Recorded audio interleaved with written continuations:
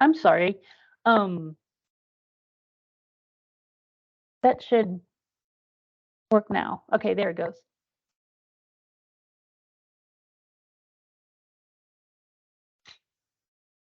Signed English. It's a form of sign language, but it is not an official language. It can never be an official language because it doesn't really comport with the linguistics of the language itself. So this follows the exact grammar and the English sentence structure. So for signed English, it would say, I am going to the store. Now ASL would say, go to the store.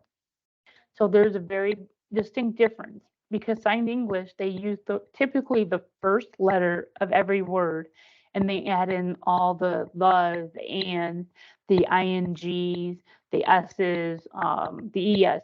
So signed exact English is more complicated in some ways, but there are a lot of people out there that still use it.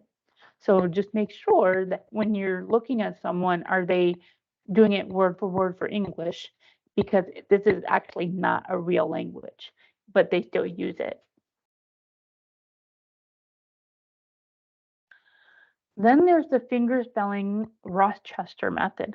This is a very old method. There are still some very small areas where people do use it. However, with finger spelling, that's very common in ASL and English C. So you'll still see it. You just won't see it as normal.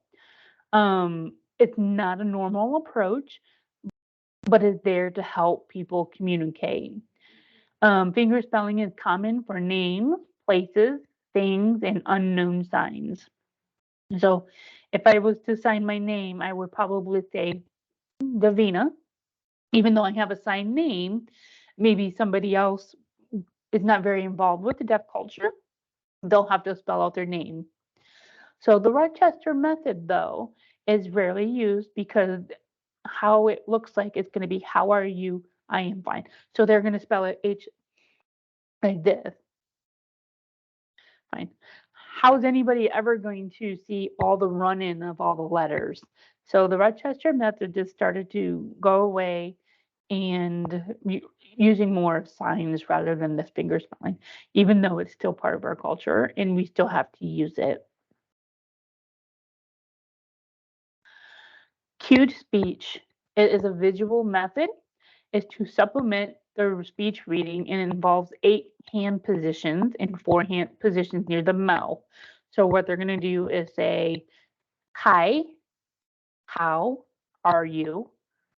I'm fine. So they put a letter or a hand shape against their mouth to help show what they're saying if they don't say it, or if somebody needs to be able to understand what they're saying, they would use the hand shape near their mouth so they can correlate it together. So a lot of the sounds that can't be heard are such as K, G, T, and B.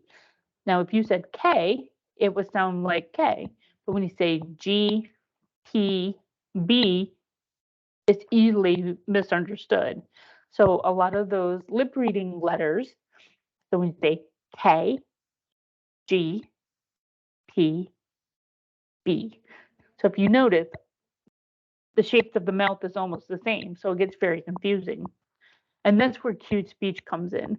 And I think from the last I heard, it's still around, of course, but more of those who are in rural areas that don't get access to sign language or see.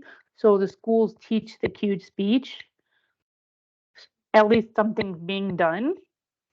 So at least they get help in school. Um, a lot of this is for oral approach. So they're really using the speech reading spoken language. And their parents might not want them to learn sign language or any other method of communication. So, how do we get someone's attention? Look at me. You know how you have those flying airplanes and they come down and they have somebody to communicate with them? Well, that's not what it is for us. but we do use our hands a lot to communicate. So in order to get something attention, these are the do's and the don'ts. Tap gently on the shoulder to get the attention. Of course, you don't want to be screaming someone's name and they can't hear you. Now, if you can't reach them to tap on the shoulder, you can wave your hands like this until they look at you. But don't go like, ugh. You're going to make a distraction for yourself. So you can go kind of like, hi, I'm here. Another one, if you're trying to get a whole room, you can go up to the switch light and turn on and off to get their attention. If you have a floor that's wood and you can feel the vibrations, go ahead and stomp on the floor. But if it's concrete, I would not recommend you to do that. Or if there's wooden floors that are on that concrete, I wouldn't do it. So those are 4 ways that you should be able to get someone's attention. Now, here's a comic strip. It's called That Deaf Guy. There's do's and don'ts that's suggested by a deaf guy when you get someone's attention. It says, do gently tap on a deaf person's shoulder. Don't use the Vulcan death grip. Don't go like, "Arr," because it scares us and it's unexpected.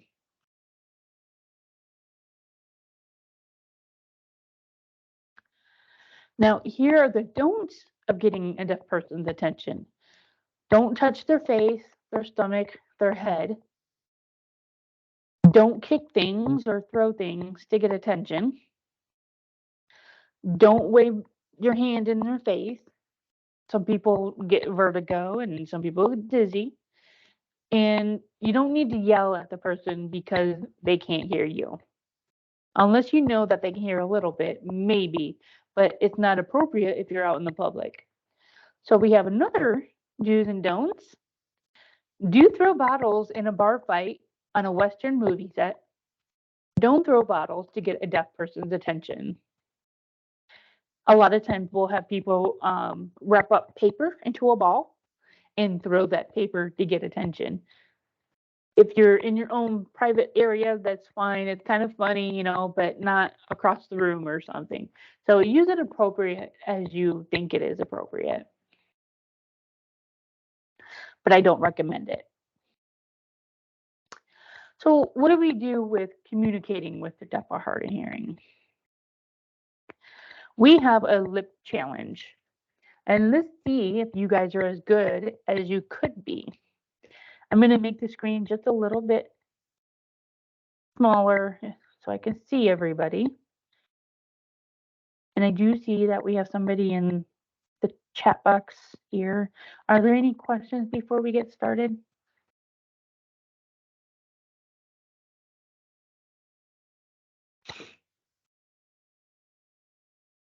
I'll wait about 20 seconds maybe. See if there's anybody in the chat box.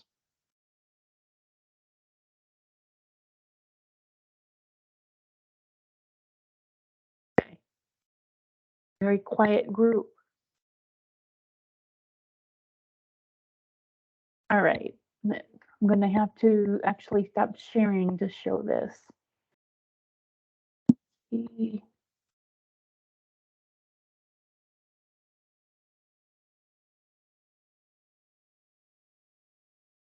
There we go. And then I'm going to share again to bring it back up. Okay. Now I can see everybody, I think. All right, here is the lip reading challenge. There is no voice on this because everything is for lip reading. Is that big enough? Yeah. Okay. Let's bring it up. The current slide. There we go.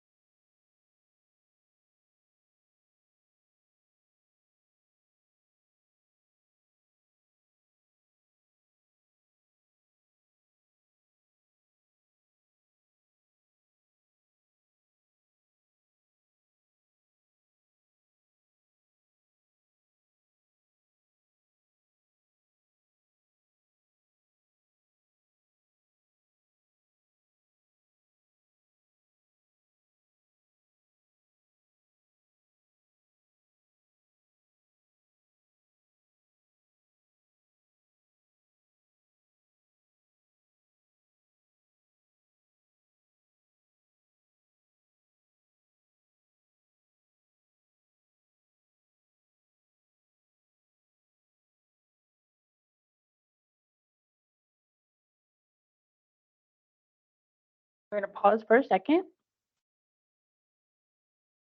What did you guys think of it? Whoops.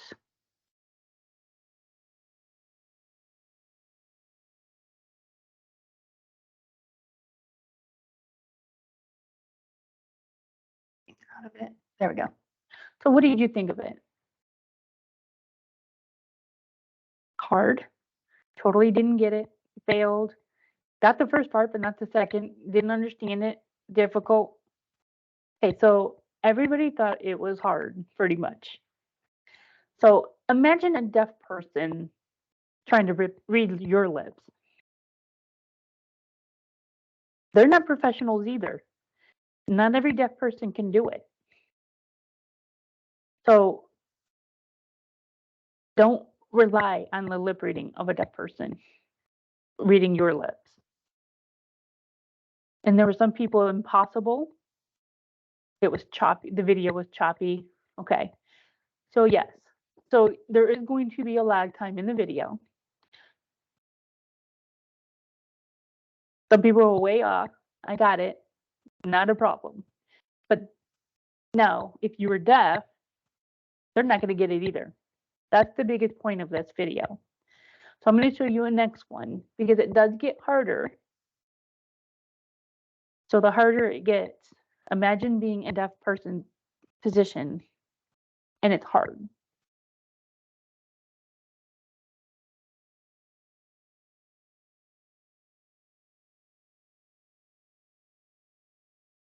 So here we go again.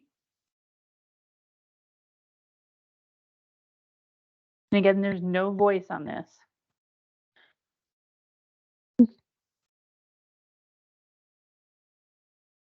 Yeah.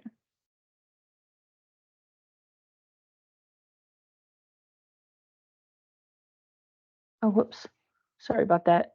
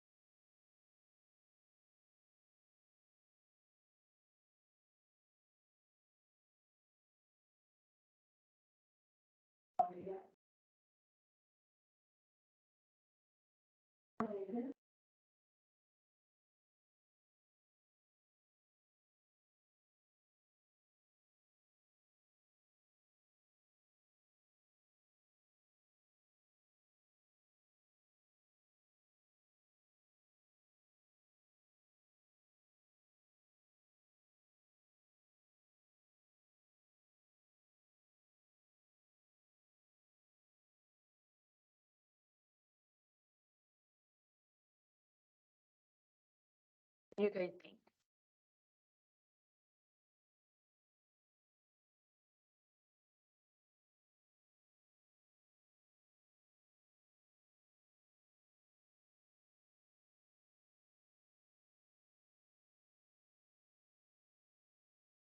Yeah.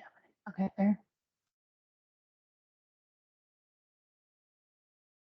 So what did you guys think about that?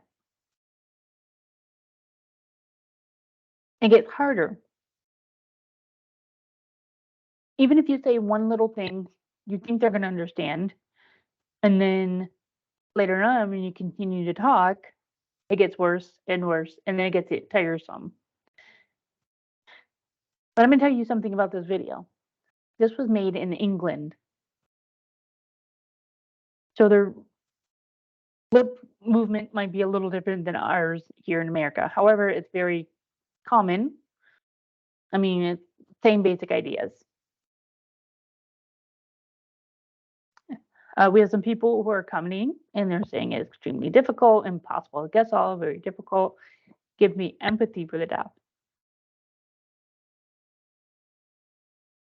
And that's all great, but you got to make sure that you don't overdo it with that. Don't say, oh, they're not going to get it. They're not going to understand. I don't have to tell them. No, no, no. You need to tell them. You need to talk with them. Make sure they understand. Lip readers can tell accents too. Exactly.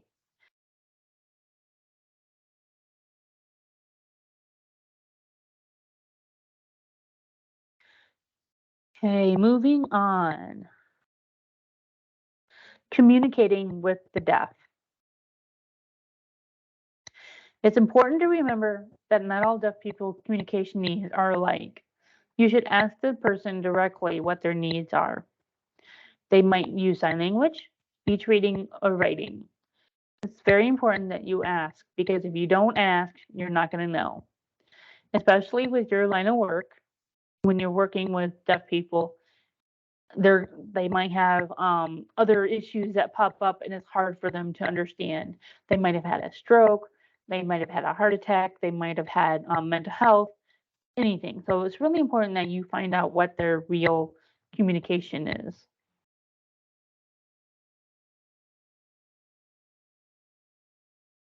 So you definitely want to establish eye contact before you start communicating. You don't want to be looking away and a deaf person's looking at you and you're looking at the interpreter and you start talking. It's actually very rude. So it's very important that you're looking at the person and you start talking, making sure that you get that rapport going. Make sure that you're not just saying, okay, this is a deaf person. I'm not going to tell them everything. I'm just going to go ahead and talk, talk, talk, talk, talk, and not look at them. It doesn't work that way. Deaf people use their eyes for communication. They're looking at you as well as the whole person, not just looking at your lips or hearing the interpreter or watching the interpreter or whatever. So you just need to make sure that you got their attention. Wait for your turn when you start talking. It's the same as you would with anybody else. When they're done talking, then you start talking and then you go back and forth. Make sure that you are nodding your head. However, don't nod your head so often that you're saying you understand, but you don't. So be honest that you're actually being attentive. Even though you might not understand, you can still ask to clarify. But if you're expressionless, it means that they think you're not paying attention. Be patient and take the time to communicate. Don't just say, oh, never mind, it's not important. And then it feels like nothing's important. And we have that a lot happening in our families. A lot of times we would ask the hearing person, what did they say? What's happening? And they're like, oh, it's not important. I'll tell you later. Ooh, that's a big no-no. Because when you say tell them later, what really means I'm not going to tell you at all. It's never going to happen. And then the person feels left out, they become lonely, they start isolating themselves, and they don't want to be a part of anything. Make sure that you do include people in the conversations.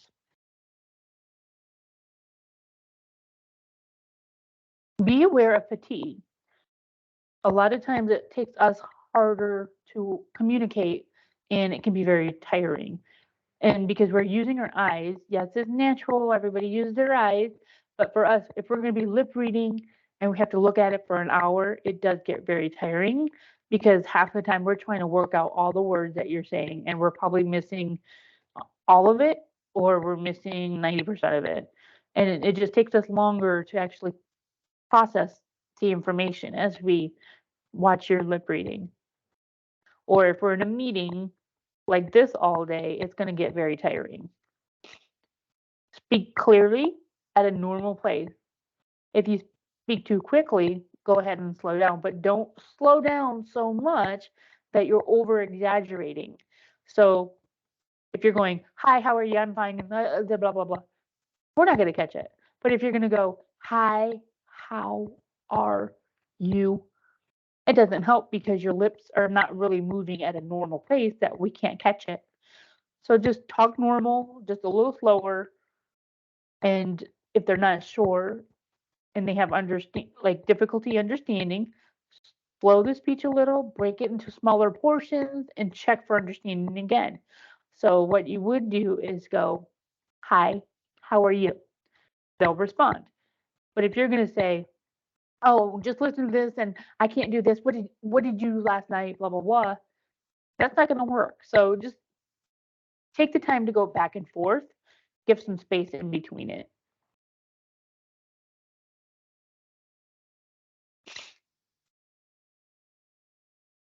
Do not stand against the light or a window. Don't stand in a dark spot. Like for example, if you have lights behind you, like I did, I put down the blinds so that way all that light doesn't come in and you start to wash out. But also don't stand in a dark spot because we need our eyes to actually lip read you. For you guys, when you have two deaf people standing like this and you're trying to get through and there's no other place to go through, don't duck down, just walk right through. Don't stand too close to us. We need our personal space because if we're signing, we could hit you. So it's better to be at least 3 to 4 feet away, which is fine. And we can, sign. But if you're going to be close, I'm going to go smack against you when I'm starting to sign.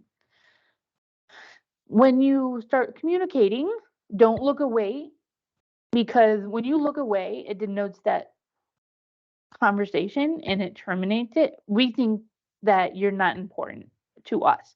You're going to think of somebody else and you're going to think that's more important. And we're trying to tell you something's important. Don't shout.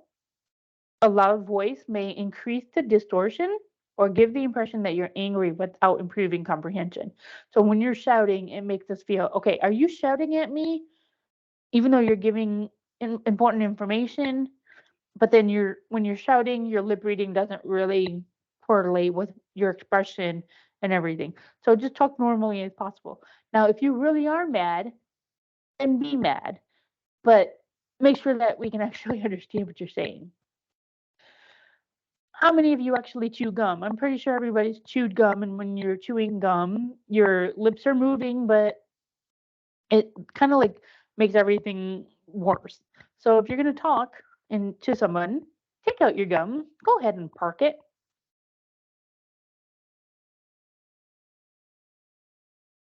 So when a deaf person or hard of hearing person meets another deaf person or hard of hearing person, we tend to hug each other instead of handshakes.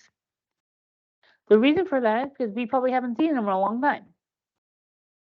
We tend to include everything about what's happened the last time we saw them. And so it could be 1, 2, 3, 4, 5, 6 years.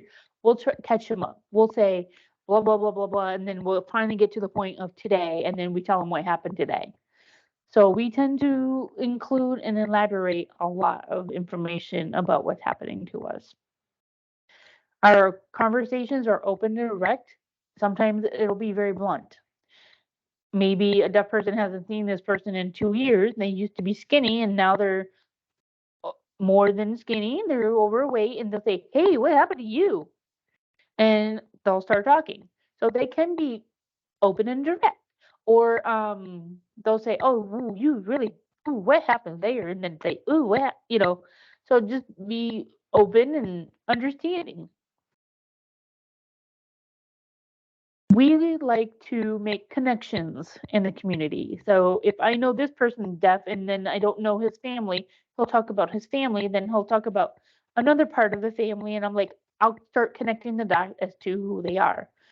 For example, if I was to meet with one of you and you're new and you say, "Oh, my cousin's this, he's deaf," and then I'd be like, "I don't know who that is," and then they'll start connecting, and then I finally know who he is, and then connect all the way back to you. So we do a lot of connections in the deaf community.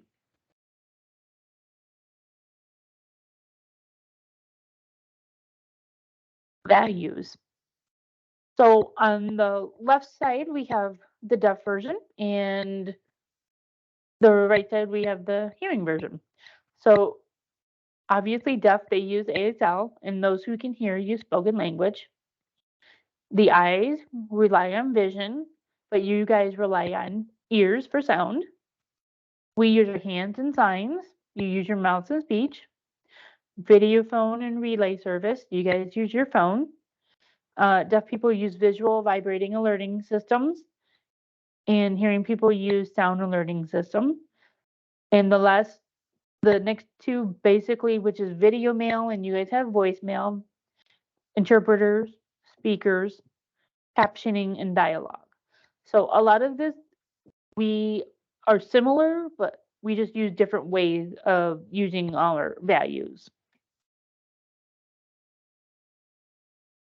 Interpreting. It is the law up to a point where it's not required. However, in CICOA's reality, interpreters are probably the best because you're talking about doctors, you're talking about therapy, occupational therapy, medical, anything that's medical related, you definitely want to have interpreters. Now, if you're doing just one-on-one conversations that will take like 2 or 3 minutes, that's fine. But typically, you should be using interpreters for accessibility so that way it's equal access for everybody. And you're not using interpreters for the deaf person, and you're using the interpreters for yourself as well. That interpreter is there for you to communicate with the deaf. So don't say, oh, this deaf person needs an interpreter. Well, that's not true. It's going to be for both of you. We also have foreign language interpreters who have don't know English and they also have to use interpreters. While English is a choice for them of not knowing, a deaf person is not. So there's a distinct difference. So when you say it's the law, American Disability Act, you have to remember foreign language interpreters who have not learned English. English is not their disability. But when it's deaf and they're learning English, it's a choice because they probably didn't know English in the beginning and they're needing that communication access. So be careful on how you use the difference between, oh, it's the law and up to the point where it's not required.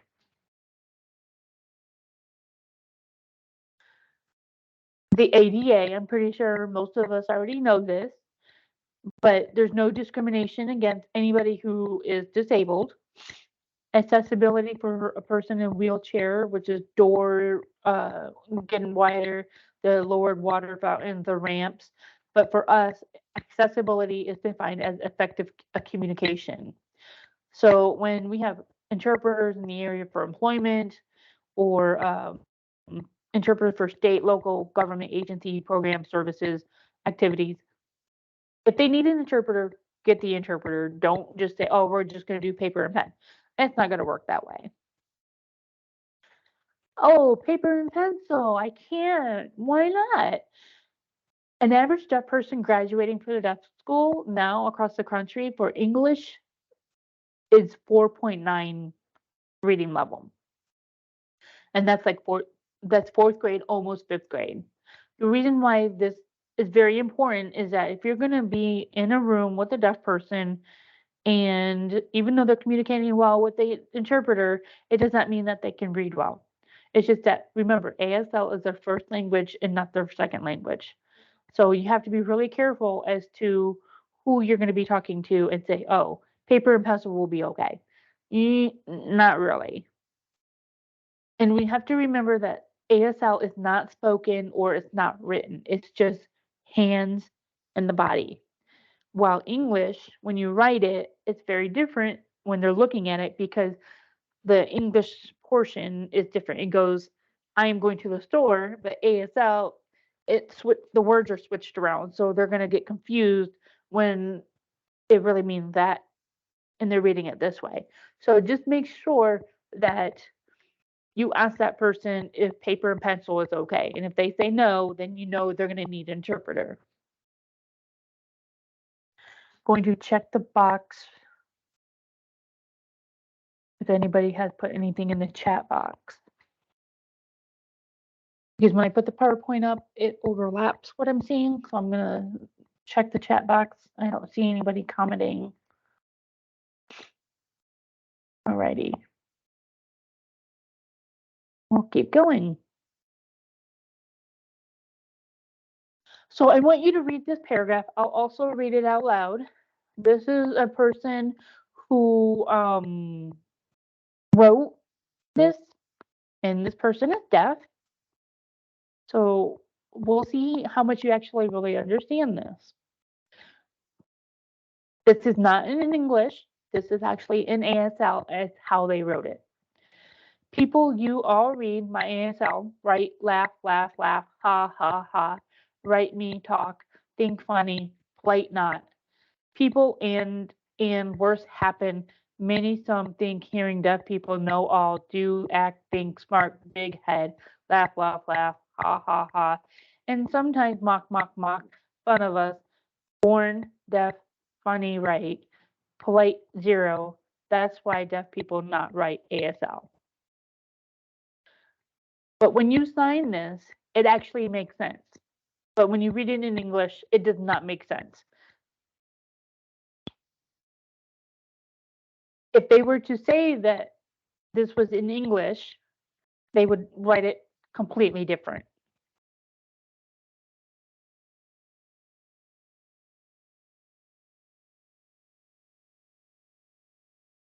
What did you guys think of this short paragraph?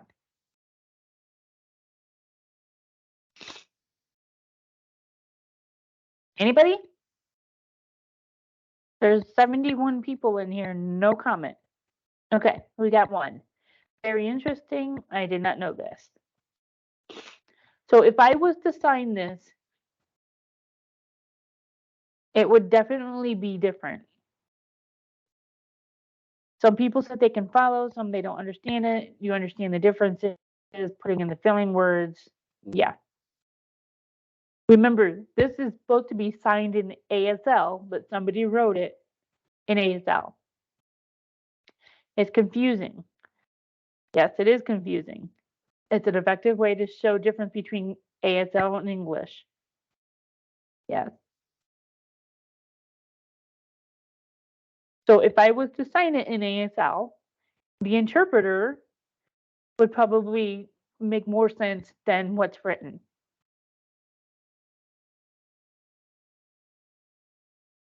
So this is why you don't use paper and pen. It does not work that way. That person's probably going to write it in ASL and they don't realize it.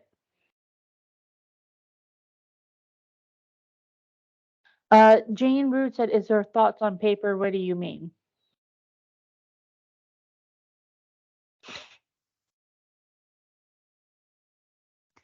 Somebody said that didn't know the ASL construction for writing, but it made sense to me and that the person who speaks only using ASL doesn't appreciate the mocking and laughing when it comes to reading it. That's very true. However, remember, ASL cannot be written. It's really called ASL gloss, where we write it in ASL and then we sign it in ASL.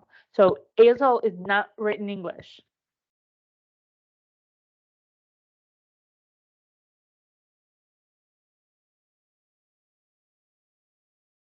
We're going to go ahead and keep going. Oh, whoops, somebody wrote something. I think Elizabeth is trying to justify why she does not want to write out her communication ASL because of the disconnection between languages, which can result in mockery from hearing individuals. Very, very good calling, Chelsea.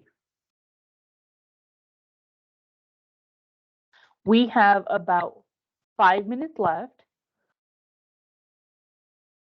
I can go a little bit further, like add a couple of minutes, unless you guys can't, but this is recorded. Well, three-fourths recorded. Sorry. But we have a couple more slides, and I think we should be able to finish by then.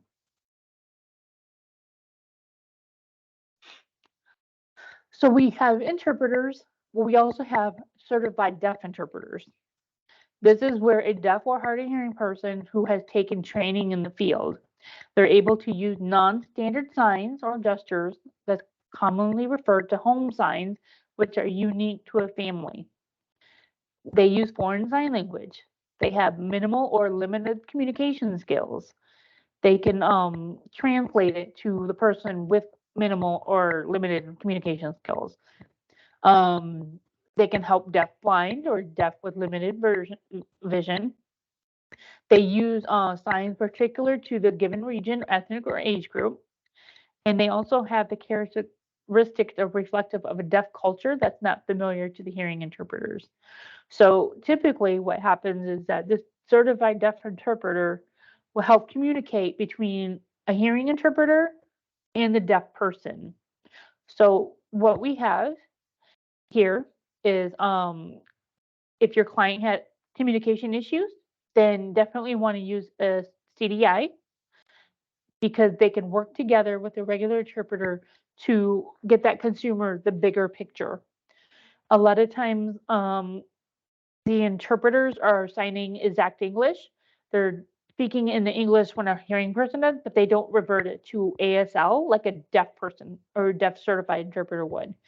And they work as a team to make sure that the consumer, depending on their disability, might not, that they would be able to understand. So typically, this is the process. A hearing person will start speaking. You have the interpreter, then the deaf interpreter will relate what the interpreter is saying to the deaf person. It does not mean that they stand in a line and they're shifting their bodies. They're in a circle. They can see everybody, not in a line, of course. And that when they start talking, the certified deaf person will relay what the interpreter says. Because remember, the certified deaf person is deaf, so they still need the interpreter to communicate everything. So when the deaf person signs, the deaf interpreter will get all that information and then explain it to the interpreter, relay to the interpreter, and then the interpreter will put it in English. So you might have a person who's deaf plus, which means they're deaf. They might have autism. They might have mental health. They might have minimal language skills. They might be from another country. They might have very low English skills. They could have had a stroke, maybe a heart attack, or someone who really struggles with the interpreter. This is where you would use a deaf certified interpreter.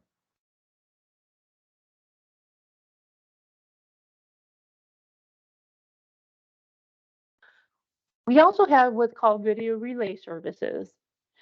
So a deaf signer uses the interpreter through a device. There's lots of devices out there, so as long as they have the app, they can use that device.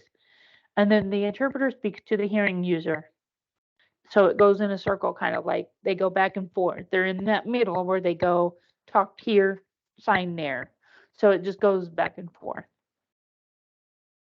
And that's what's really important is that you cannot be in the same room using this. It is good if you're calling somebody outside of the building, or you're in a huge building and you're on the opposite sides of the building and you can call and use that relay services. But you cannot be in that room with that person and talking with them through that, because that is actually illegal according to the FCC.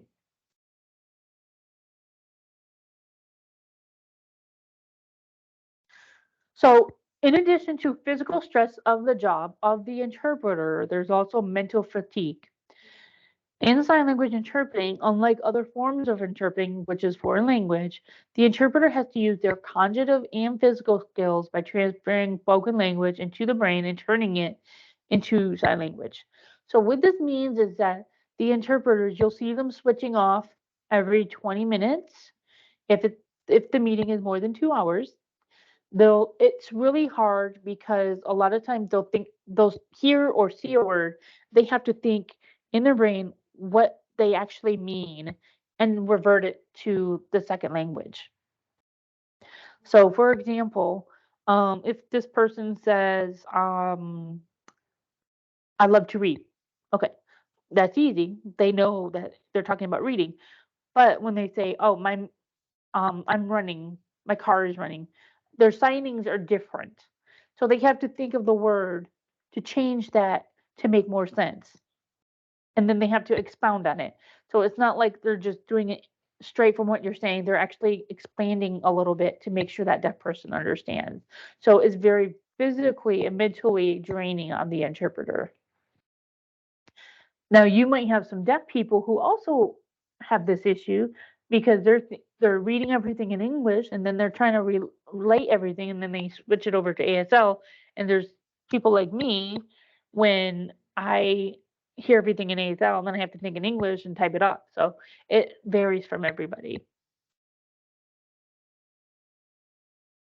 So last note, deaf people run a deaf standard time, DST, meaning very often they run late. It's normal.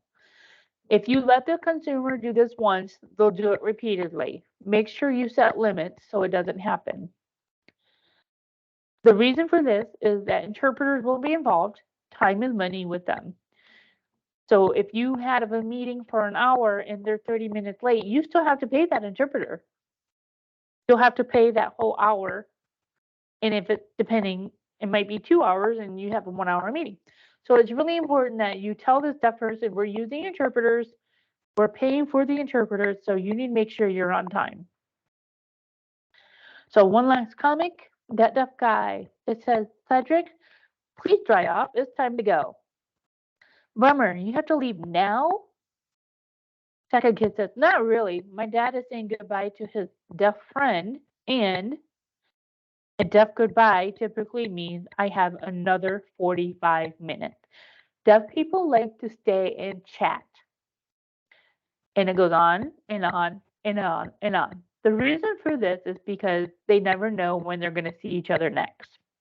Back then, when there was no technology, deaf people would have to write letters and say, "Can we meet in 3 weeks at that place?" And then they would meet, and then they talk and talk and talk. So they would never know when they would last meet. Okay, we are down to our questions, and I'm going to shut off the screen. There we go. Do we have any questions? And I do see some questions already. Okay. So with deafblind community, would it involve both ASL and Braille communication? Well, that's a very good question. For deafblind, if they know ASL, they would use protactile or tactiles. That means you would need some interpreter to actually sign with them. The Braille communication is more of the written and reading part.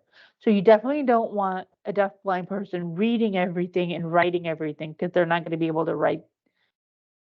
So you definitely want an interpreter that uses ASL. And you need to put that in your communication part when you're requesting for the interpreter because not every interpreter knows how to work with a deafblind individual. How is this done for somebody who is deafblind? I think I just answered that. Let's see. Why would that be illegal, not in the same room for visual relay? Okay. So, according to the federal communications, a phone call is not supposed to be in the same room, which is called video relay services. There is another way of doing the same room for relay. It's called uh, video remote interpreting, VRI. So when using VRI, that means you schedule someone who's going to be in an that could be virtual, and then you have that iPad or a computer, and they're looking at it. So there's two different distinctions. One, you schedule for an interpreter for VRI, but you're not calling the person. There's two different things. And that will be another training that we can do if you want us to do that, you can reach out to us and do that. Some have said great information, amazing presentation. Thank you very much. And I hope that you use this information to go forward in your job. And we definitely can do more trainings in depth. And I think that is planned for later this fall. We have a question. Do people pay extra for video relay services or is it through phone service? Actually, the device that when we get it from the company is free, and when we're using the internet, that's how our video phones are.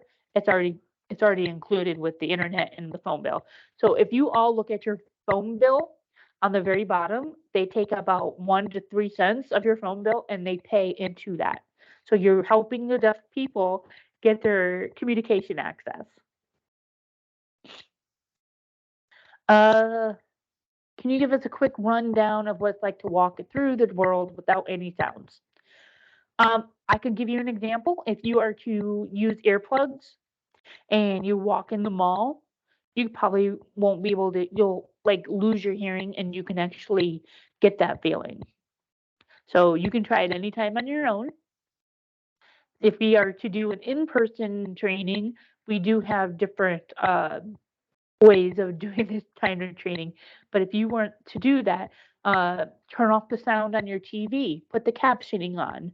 Um, Definitely earplugs when you go out in the community or go to the store, that kind of thing.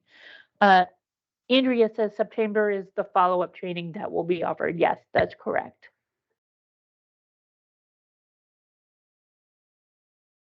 Any other questions? I think we are about to wrap up here.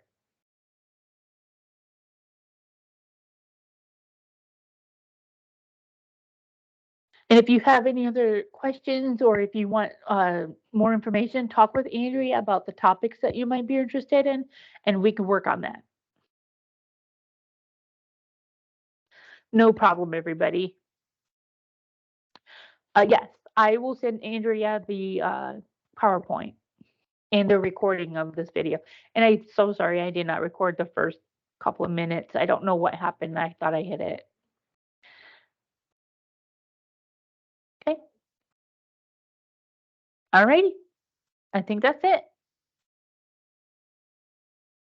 It feels like seeing online comments written in English, but international viewers who are putting English words in orders feel natural. Yes, that is correct.